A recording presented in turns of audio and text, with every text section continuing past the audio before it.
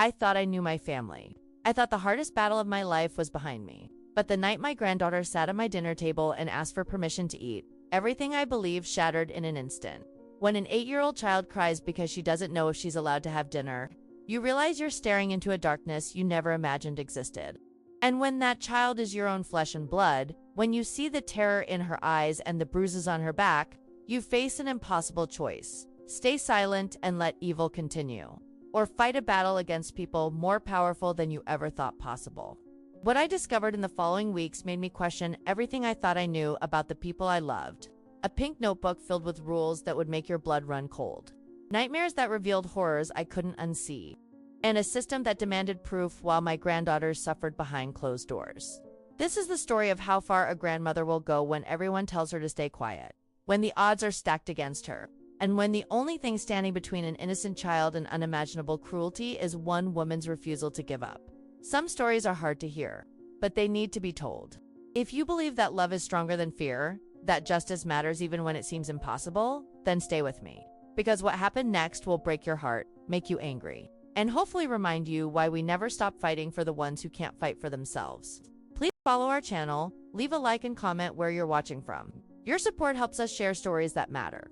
Em português, o corpo do capítulo em inglês, terminar com capítulo 2. As regras invisíveis no dia seguinte. Preparei panquecas com mel e tentei agir naturalmente, mas a menina continuava tensa, observando cada gesto meu como se tivesse medo de errar. Quando perguntei se ela queria brincar no jardim, ela hesitou. Posso, mesmo, disse com a voz quase inaudível. Mais tarde, ao guardar suas roupas, encontrei algo dobrado dentro da mochila. Um pequeno caderno cor-de-rosa, com páginas rabiscadas e coladas com fita adesiva. No topo, lia-se Regras da Mamãe e do SR. Marque, conforme eu li as anotações, meu estômago virou. Não pedir comida sem permissão. Não contar segredos para vovó. Não chorar quando o Sr. Mark estiver bravo. Foi nesse momento que algo dentro de mim quebrou. E eu soube que não podia mais fingir que aquilo era apenas uma fase. Preciso escrever em inglês, corpo do texto, manter título e fim, em português, 800-1200. Palavras, primeira pessoa neredora idosa, rica em detalhes e emoções, usar cliff range menos, criar mistérios e perguntas não respondidas. Contexto americano focar na descoberta do caderno e nas regras invisíveis, manter a atenção crescente. I'll start by focusing on the core writing instructions, avoiding any additional tools or artifacts that might complicate the writing process. Capítulo 2. As regras invisíveis. The nights I barely slept. Every time I closed my eyes, I saw Lily's face asking for permission to eat, and my heart would start racing again like I'd just run a marathon. I kept my bedroom door open and listened for any sound from the guest room where she was sleeping or trying to sleep. Around 2 in the morning, I heard her whimpering, and I rushed in to find her tangled in the sheets, caught in some nightmare I couldn't see but could feel in the air around her. Saturday morning came with that soft golden light that September brings to Pennsylvania, the kind that makes everything look gentler than it really is. I got up early, my body moving on autopilot while my mind was somewhere else entirely, trying to piece together a puzzle I didn't want to solve. I decided to make pancakes the big, fluffy kind with real maple syrup, not that corn syrup nonsense they sell at the supermarket. Pancakes were always a celebration food in our family. Tom used to make them every Sunday morning, flipping them high in the air while our boys cheered him on. I thought maybe, just maybe, something as simple and warm as pancakes could bring a smile to Lily's face. I pulled out my old cast iron griddle, the one with the worn handle that my mother had given me when I got married 40 years ago. I mixed the batter by hand, watching the flour and milk and eggs come together, finding something meditative in the simple rhythm of whisking. I could hear Lily stirring upstairs, her footsteps so light on the old wooden floors that I had to strain to hear them. When she appeared in the kitchen doorway, she was wearing the same oversized gray t-shirt from the night before. Her hair was tangled, her eyes puffy from crying, and she looked so small standing there that something in my chest physically hurt. "Good morning, sweetheart," I said, forcing brightness into my voice. "I'm making pancakes, your grandpa's special recipe." She nodded but didn't speak. She just stood there, watching me with those careful calculating eyes, the eyes of someone much older than 8. Someone who'd learned to read every adult mood, every gesture, every micro-expression for signs of danger. I poured the batter onto the hot griddle, listening to that satisfying sizzle, watching the bubbles form on the surface. Why don't you sit down, honey? They'll be ready in just a minute.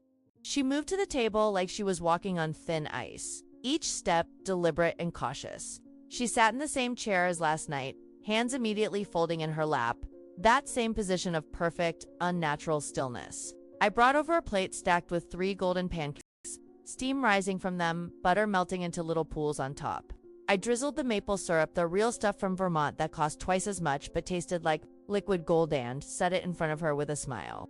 There you go, baby girl. She stared at the plate, then she looked up at me, and I saw the question forming before she even spoke it. Can I? Yes, I said firmly, cutting her off before she could finish. Yes, you can. You never have to ask me if you can eat, Lily. Never. In this house, you eat when you're hungry. That's the only rule. She picked up her fork with trembling hands and took the smallest bite I'd ever seen a child take.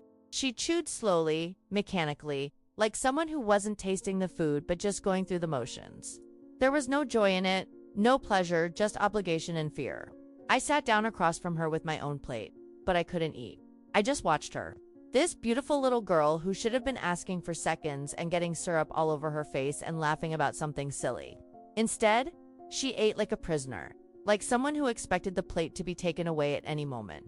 After breakfast, I suggested we go outside. Would you like to play in the backyard, sweetie?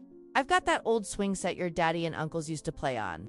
It's a little rusty, but it still works. She hesitated, and I saw that flicker of desire cross her face, the child in her wanting to say yes, wanting to run and play and be free. But then something else took over, something darker. Am I allowed to go outside? Her voice was barely a whisper. Those words. That phrase. Am I allowed? Not can I in the way kids usually ask, testing boundaries in that normal, healthy way. No, this was different. This was a child who had learned that permission wasn't just courtesy, it was survival. Of course you're allowed, baby. This is your home too. You can go anywhere you want here. She nodded and walked outside. But even then, even in my backyard with the birds singing and the sun warming the grass, she moved like she was in a cage I couldn't see. I watched her from the kitchen window as I washed the breakfast dishes. She sat on the swing but didn't swing. She just sat there, feet barely touching the ground, looking around like she was waiting for something bad to happen. That's when I decided to unpack her little suitcase. Claire had dropped it off quickly the night before, barely staying 5 minutes, saying she and Mark had an early start for their romantic getaway to the Poconos. I'd left it in the guest room, but now I thought maybe I could put Lily's clothes away, make her feel more at home, more settled. I climbed the stairs, they creaked in the same spots they'd creaked for 30 years, and entered the guest room. The little purple suitcase sat on the bed, unzipped but still mostly packed. I opened it fully and started removing clothes. A few t-shirts, 2 pairs of jeans, underwear, socks. Everything looked clean but worn. Some items too big, others with small stains that hadn't quite come out in the wash. At the bottom, tucked beneath a thin sweater, I found something that made my blood run cold. A small notebook. Pink, with a unicorn on the cover, the kind you'd buy at any dollar store. But it was what someone had done to it that made my hands shake. Pages were torn, then taped back in with Scotch tape. The edges were bent and creased like it had been hidden and retrieved many times. I opened it slowly, my heart pounding so hard I could hear it in my ears. On the first page, written in 2 different handwritings, one an adult's neat print, one a child's shaky scrawl, were words that made the room spin. Mommy and Mr. Mark's rules. My hands trembled as I turned the page. What followed was a list, written and rewritten, with some items crossed out and added back in, like a living document of horror. 1. Don't ask for food without permission. 2. Don't tell secrets to Grandma or anyone. 3. Don't cry when Mr. Mark is angry. 4. Stay in your room when Mommy and Mr. Mark are talking. 5. Don't make noise after 7 p.m. 6. If you break a rule, no dinner. 7. If you break 2 rules, no breakfast either. The list went on. 15 rules total. 15 ways a child could fail, could be punished, could go hungry, or be locked away, or be made to feel like she deserved suffering. I sat down hard on the bed, the notebook shaking in my hands. Some of the rules had little check marks next to them in pencil, like someone was keeping score. And in the margins, in Lily's childish handwriting, were notes. I was bad today. Forgot rule 3. Mr. Mark was very angry. At the bottom of the last page, there was a drawing a stick figure child standing alone in a dark space. and next to it, in Lily's writing, "This is me in the closet. I count to 100 and then I can come out." Something inside me shattered. Not broke, shattered like glass hitting concrete, splintering into 1,000 pieces that could never be put back together the same way. I heard the back door open and Lily's footsteps on the stairs. I quickly closed the notebook and slipped it into my cardigan pocket, my heart racing. When she appeared in the doorway, I smiled like my world hadn't just tilted on its axis. "Did you have fun outside, sweetie?" She nodded, but her eyes went to the open suitcase, then to my pocket where the outline of the notebook was barely visible. Her face went pale. I can explain," she whispered, and the fear in her voice was so raw it made me want to scream. "Explain what, honey?" The book. "I know I'm not supposed to have it out. That's rule number 12. I'll be good. I promise." "Please don't tell Mommy." I knelt down in front of her, ignoring the pain in my old knees, and took her small hands in mine. "Lily, listen to me very carefully. You haven't done anything wrong. Do you hear me?" Nothing. But I could see she didn't believe me. She'd been programmed to think she was always one mistake away from punishment. And I knew, right then and there, that this wasn't just neglect or bad parenting or a strict household. This was something much, much worse. And I had just found the evidence. I spent the rest of that Saturday watching Lily like a hawk watches a field mouse. Not to hunt, but to protect. To understand. Every movement she made, every flinch, every hesitation became a clue and a mystery I desperately needed to solve but was terrified to understand. The notebook sat heavy in my cardigan pocket like a stone, but I didn't take it out again. Not yet. I needed to see more, to be sure, because once I opened this door fully, there would be no closing it. And part of me, God forgive me, part of me still wanted to believe there was some other explanation.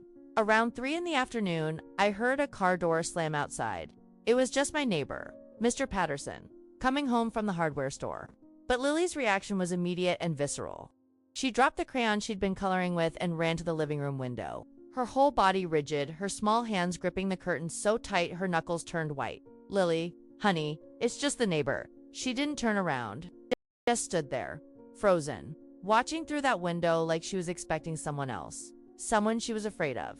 Is he coming back?" she whispered.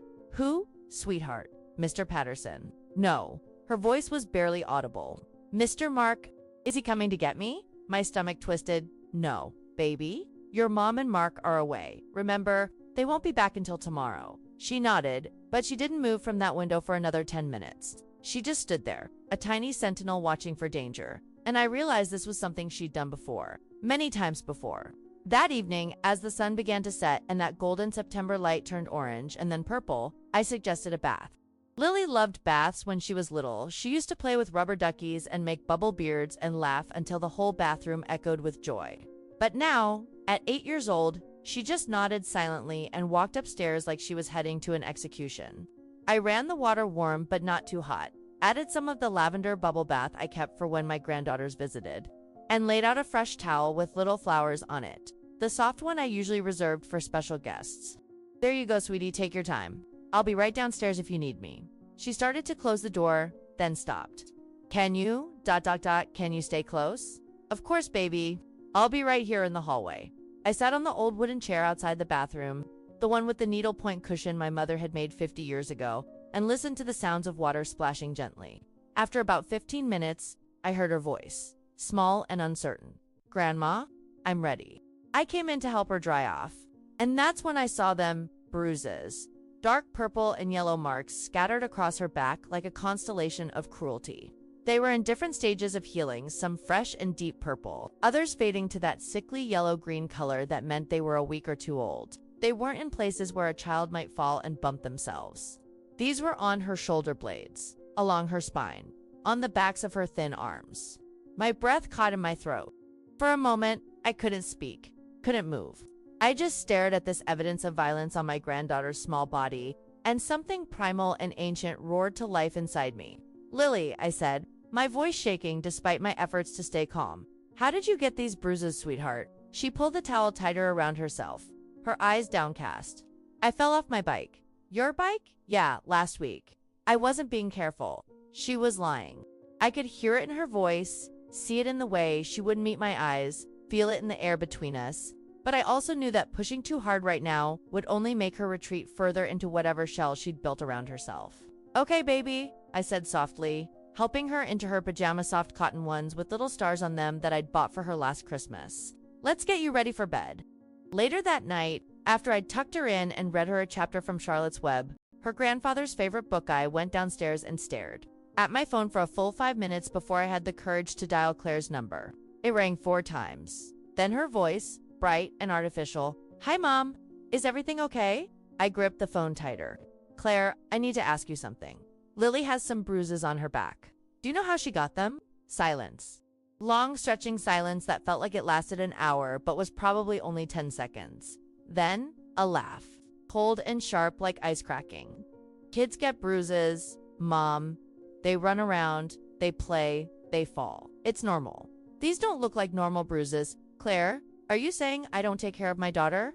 Her voice had changed now, losing that fake sweetness and turning hard, defensive. "No, because that's what it sounds like. You know, kids tell stories sometimes. They exaggerate, they want attention. Lily's been doing that a lot lately, making up things to get sympathy." My hand was shaking so badly I almost dropped the phone. "I'm not talking about stories, Claire. I'm talking about bruises I can see with my own eyes." Another pause. When she spoke again, her voice was quieter, almost threatening. "Mom, I really think you're overreacting. Mark and I have been under a lot of stress, and we're trying to work on our marriage. The last thing we need is you stirring up drama over normal childhood bumps and bruises. Let it go." She hung up before I could respond. I sat there in my kitchen, the phone still pressed to my ear, listening to the dial tone and feeling something cold settle in my chest. That wasn't the voice of a concerned mother. That was the voice of someone hiding something. That night, around 2 in the morning, Lily's screams woke me from a restless sleep. I ran to her room, my heart pounding, my old knees protesting, but my body moving on pure adrenaline and fear. She was thrashing in the bed, tangled in sheets, her face contorted in terror. "No, no, please, I'll be quiet. I promise I'll be quiet." She was screaming at something I couldn't see, fighting demons that visited her in dreams. Lily, wake up, baby. It's Grandma." I grabbed her shoulders gently, trying not to startle her more. Her eyes flew open, wild and unfocused, and for a moment she didn't recognize me. Then reality crashed back and she threw herself into my arms, sobbing. It's okay. You're safe. You're with Grandma. Nobody's going to hurt you here." I held her, rocking back and forth, feeling her small body shake with sobs that came from somewhere deep and wounded. Then, as her crying began to slow, as she started to drift back toward sleep in my arms, she murmured something that made my blood turn to ice. "Please don't lock me in the closet again. I'll count to 100. I promise I'll count all the way. Please, Mr. Mark, please." The words were slurred with sleep, spoken from that place between waking and dreaming where truth lives unfiltered. I held her tighter, tears streaming down my own face, and I understood with horrible clarity that the notebook wasn't just rules. It was a survival manual. And that closet she'd drawn a picture of, that wasn't metaphorical. As I sat there in that dark room, holding my granddaughter while she finally fell into an uneasy sleep, I made a decision. I didn't know how yet, and I didn't know what it would cost me, but I was going to get her out of that house. Because the hell I'd imagined was real. And it was living in my son's home, hiding behind the smile of a woman I'd welcomed into our family, enabled by a man whose name my granddaughter screamed in her nightmares. That night, I barely slept. I kept seeing those bruises, kept hearing that phrase, "Don't lock me in the closet again." And I knew that when Claire came to pick up Lily tomorrow, I was going to have to make the hardest choice of my life. Let her go, and possibly send her back to more abuse. Or fight and risk losing my granddaughter forever if I was wrong, or if I couldn't prove what I knew in my bones was true. By the time dawn broke through my bedroom curtains, painting everything in soft pink light, I had made my choice. I was going to fight. Whatever it took. 2 dias depois, Claire volta. Entra sem olhar para a narradora. Perfume caro. Espero que ela não tenha incomodado muito. A narradora quer gritar, mostrar o caderno, mas recua medo, incredulidade. Lily corre para o colo da avó e sussurra. Posso ficar mais um dia, vovó? Só um dia sem ele. Claire ouve. O sorriso dela desaparece. Ela precisa aprender a não manipular os outros. Responde friamente. Puxando a menina pelo braço, a porta bate. Silêncio que soa como pedido de socorro naquela noite. A narradora não dorme. Liga para o serviço de proteção infantil quando pedem provas. Ela sabe o que precisa fazer. preciso escrever entre 8001200 palavras, com riqueza de detalhes, emoção intensa, em inglês, corpo do texto, com início e fim em português. A narradora é a avó idosa contando em primeira pessoa. Vou adicionar detalhes sobre a chegada de Claire e carro, atitude e atenção no ar, quando ela entra os pensamentos conflitantes da avó. A cena emocional com Lily e a reação de Claire, detalhada. A despedida, angustiante. A ligação para Keep's com todos os detalhes. A realização de que precisa de provas. All craft a narrative that captures the raw American suburban drama, weaving in psychological tension and emotional depth. The story will leverage cultural nuances of family dynamics, child protection, and generational conflict to create a compelling cinematographic experience. Capitulo ca Vista da Vergonha Sunday afternoon arrived with the kind of cruel beauty that makes suffering feel even worse. The sky was that perfect Pennsylvania blue, the kind you see in postcards, and the maple tree in my front yard was just beginning to show hints of red at the edges of its leaves. Everything looked peaceful, normal, safe, but inside my chest, my heart was a war drum. I'd spent the morning trying to act normal for Lily's sake. We'd made chocolate chip cookies together well. I made them while she watched, still too afraid to crack an egg or measure flour without explicit permission. I'd put on a Disney movie, Mona, and she'd sat on the couch with her knees pulled up to her chest, watching but not really watching, always with one ear turned toward the front door. She knew they were coming back today, and the closer it got to 3 o'clock, the time Claire had said she'd return, the more Lily seemed to shrink into herself, like a flower closing up before a storm. At 3:47 p.m., I heard it. The sound of an expensive car engine, that smooth, purring sound that German cars make, pulling into my gravel driveway. Lily heard it too. Her whole body went rigid, and the color drained from her face so fast I thought she might faint. Through my lace curtains, I watched Claire get out of Mark's black BMW. She was wearing white linen pants and a silk blouse the color of champagne, oversized sunglasses covering half her face. Her blonde hair was perfectly styled in those loose waves that take 2 hours at a salon to look effortless. She looked like she'd just stepped out of a spa in the Hamptons, all relaxed and glowing and wealthy. She didn't rush to the door. She checked her phone first, typed something, then finally almost reluctantly walked up my front path in her expensive sandals that probably cost more than my monthly grocery bill. I opened the door before she could knock. We stood there looking at each other, and I saw myself reflected in her sunglasses, a 63-year-old woman in old jeans and a faded Penn State sweatshirt, with silver hair pulled back in a messy bun and no makeup, because who needs makeup to take care of a traumatized grandchild? "Hi, Mom," she said, but she didn't take off her sunglasses. She didn't hug me. She didn't ask how the weekend went or if Lily had been okay.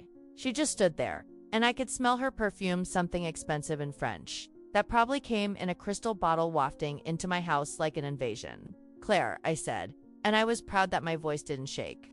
"Come in." She walked past me into the living room, her heels clicking on my hardwood floors. And that's when I realized she wasn't looking around for Lily. She wasn't calling out for her daughter or asking where she was. She was just standing there, arms crossed, lips pressed together in a thin line. Lily appeared in the doorway from the kitchen, moving so quietly she was almost invisible. When Claire finally looked at her, there was no warmth in her expression, no joy at seeing her child after 2 days apart, just ... nothing. A blank, cold, nothing that made my skin crawl. "I hope she didn't give you too much trouble," Claire said, still not addressing Lily directly, still talking about her like she wasn't in the room. "She was perfect," I said, and my voice cracked on that last word because Lily was perfect, too quiet, too trained. "She's always welcome here." Claire made a sound that might have been a laugh. "Well, we should get going. Mark's waiting in the car. We have dinner reservations at 7. That's when I felt at the moment of decision. The notebook was upstairs in my nightstand drawer. I'd looked at it a dozen times since yesterday, memorizing every rule, every checkmark, every heartbreaking note in Lily's handwriting. I could go get it right now. I could show Claire, confront her, demand answers, but something stopped me. Maybe it was fear. Maybe it was the realization that showing my hand too soon would only make things worse. Maybe it was the way Claire was standing there, her body language all wrong for a mother picking up her child, defensive, closed off, almost hostile. So I swallowed the words that wanted to come out. I swallowed the accusations, the anger, the desperate need to scream, "What have you done to her?" Instead, I just said, "Okay," and that's when Lily moved. She ran across the room and threw herself into my arms with a desperation that took my breath away. Her small arms wrapped around my waist, her face pressed against my stomach, and I felt her whole body trembling. "Grandma," she whispered, so quietly I almost didn't hear it. "Can I stay? Please. Just one more day." My arms closed around her automatically, holding her tight, and I felt her tears soaking through my sweatshirt. "Can I stay one more day without him?" Time stopped. Claire heard it. I know she heard it because I saw her body go rigid, saw her jaw clench behind those expensive sunglasses. "Lily, that's enough."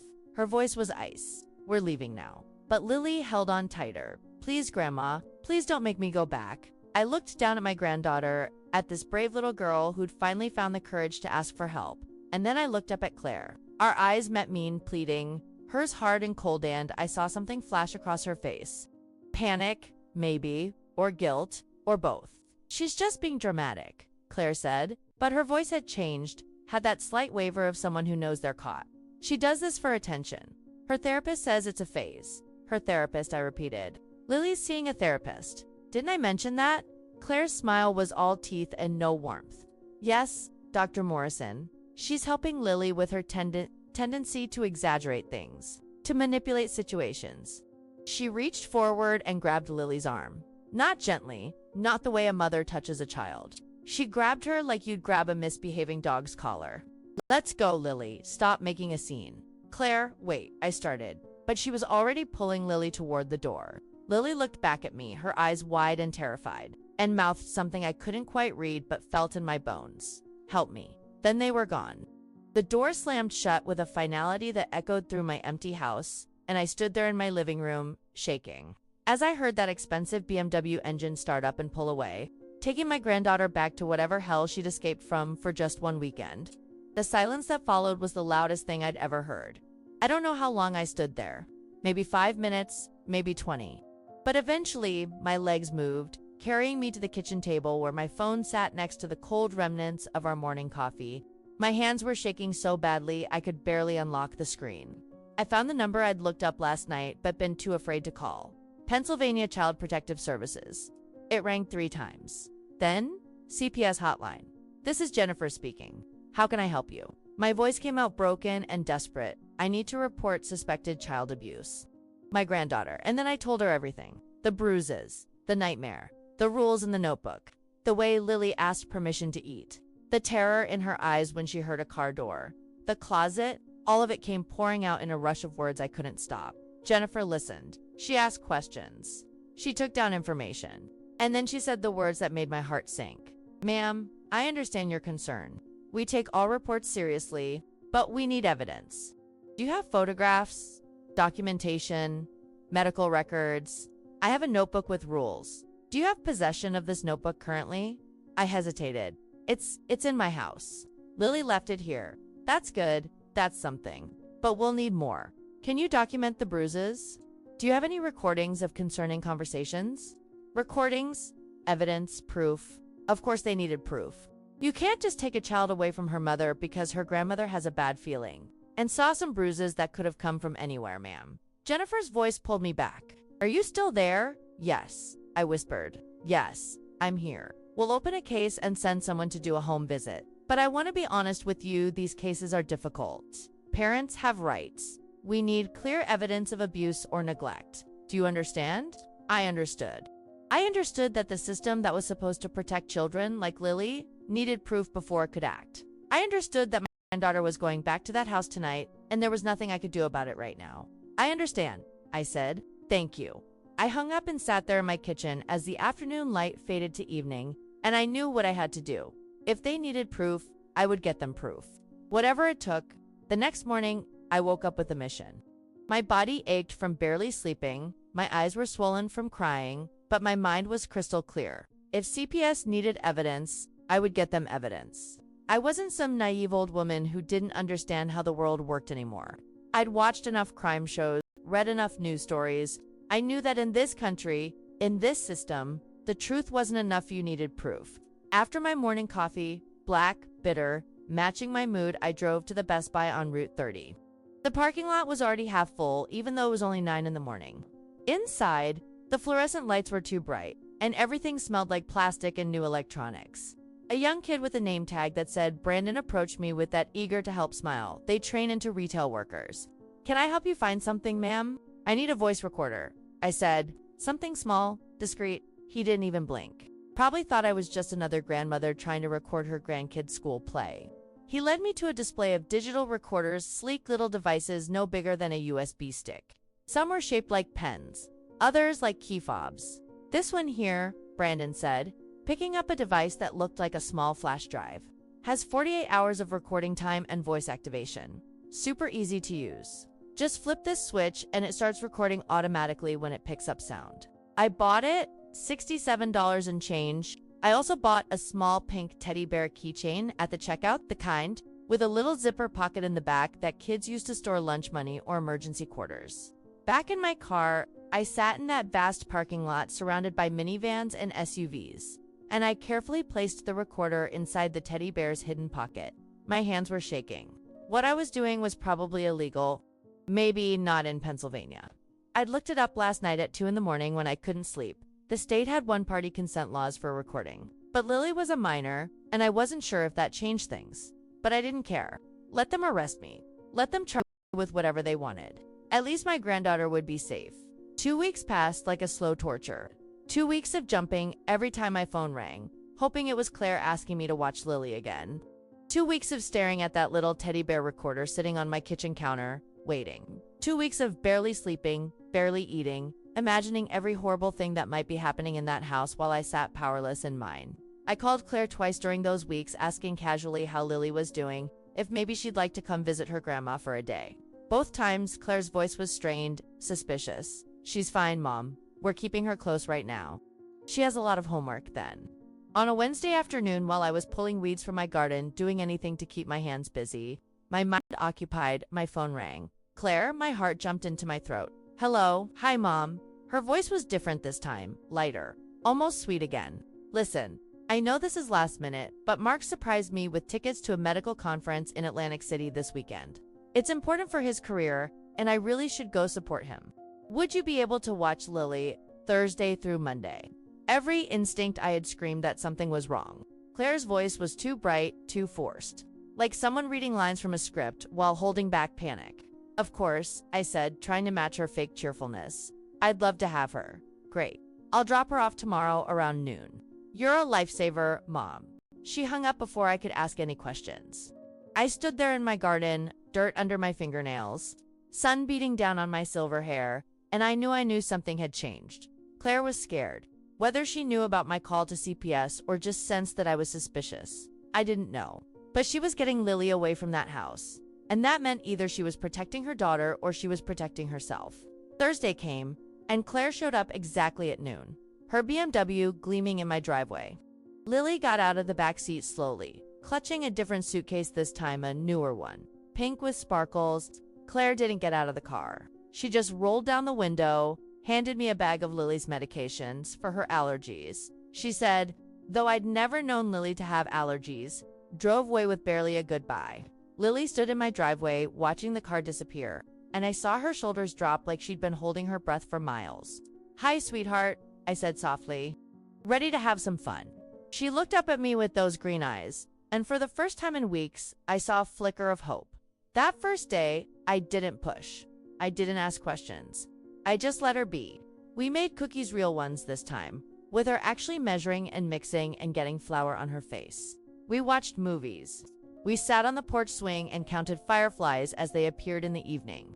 I gave her the teddy bear keychain, watching as she clipped it to her backpack with a small smile. He's cute, Grandma. I thought you might like him. He can be your little protector. If only she knew how true that was. By Saturday, Lily had started to relax. Really relax. She laughed at a joke I made. She asked for seconds at dinner without that terrified pause. She ran in the backyard, her voice carrying through the September air like music. And slowly, carefully, she started to talk. We were sitting on the back porch Sunday afternoon, drinking lemonade, when she said it. Mr. Mark gets really angry when I make noise during his shows. My hand tightened on my glass. What kind of shows? Football? And those other ones? With cars going fast. Mommy says we have to be like mice. Quiet mice. And what happens if you're not quiet? She went still, the closet. Or no dinner. Sometimes both. I wanted to pull her into my arms and tell her she'd never go back there, but I couldn't. Not yet. So instead I just said, That must be scary. It's okay, she whispered. I'm good at counting now. I can count to 300. 300 seconds. 5 minutes locked in a dark closet for making noise during a football game. Monday morning came, and Lily seemed lighter than I'd ever seen her. She was humming while eating her cereal, actually humming, and the sound was so beautiful it made me want to cry. And then, at 10:47 a.m., my phone rang. Claire? I looked at Lily, smiled reassuringly, and walked into the kitchen to answer. Hello. Devolve o gravador. Her voice was ice. Pure, cold ice. And she was speaking Portuguese, our family's heritage language that we rarely used anymore. I know what you did. My blood turned to water. Claire? Don't lie to me. The teddy bear? Lily told me about the teddy bear you gave her, and I checked it. I'm not stupid, Helen. I know exactly what you're trying to do. My mind raced. How did she know to check? Unless you need to give it back and you need to forget everything you think you heard. Do you understand me? If you don't, you'll never see Lily again. I'll make sure of it. But here's what Claire didn't know, what she couldn't know. Every night after Lily fell asleep, I'd taken that recorder from her backpack. I'd downloaded the audio files to my computer. I'd saved them to a flash drive. I'd emailed them to myself on 3 different email accounts. The recorder and the teddy bear right now, it was empty, clean. I don't know what you're talking about, I said, my voice steadier than I felt. You have until tonight to return it. I'm coming to get Lily, and I better not find out you've done anything with whatever you think you recorded. She hung up. I stood there in my kitchen, phone in hand, heart pounding so hard I could hear it in my ears. Through the doorway, I could see Lily in the living room, still humming, still innocent to the war being waged around her. And I realized something. Claire's panic meant the recorder had worked. It meant there was something on those recordings worth hiding, something worth threatening me over. I had my proof. Now I just had to keep Lily safe long enough to use it. E terminar com não em caixa alta. Terminar com they brought her to me on a Tuesday morning. 3 days after the trial ended, the social worker who drove her, a kind woman named Patricia with soft eyes and a gentle voice, had warned me that Lily might be different, that foster care and trauma and the trial had changed her in ways I needed to be prepared for. But nothing could have prepared me for the moment that car pulled into my driveway and I saw her small face looking out the window. She looked so much older than she had 4 months ago. Her strawberry blonde hair had been cut shorter, just above her shoulders. She'd lost weight she couldn't afford to lose, her face gaunt and her eyes carrying shadows no child should know. She was wearing clothes I didn't recognize, donations from the foster system. Probably a purple hoodie, too big for her frame, and jeans with knees worn thin. I walked down my front steps slowly, afraid if I moved too fast she might disappear like smoke. Patricia opened the car door, and Lily stepped out, clutching a small backpack that held everything she owned in the world now. For a moment, we just looked at each other. I saw uncertainty in her eyes, maybe even fear. Did she blame me for everything that had happened? For being taken away? For the foster home? For the trial where she'd had to testify about the worst moments of her young life? Hi, sweetheart, I said, my voice breaking on the second word. And then she ran. She dropped that backpack and ran across the driveway and threw herself into my arms with such force we both almost fell over. She wrapped her arms around my neck and held on like she was drowning, and I was the only solid thing in the world. Grandma, she sobbed into my shoulder. Grandma, I thought you forgot about me.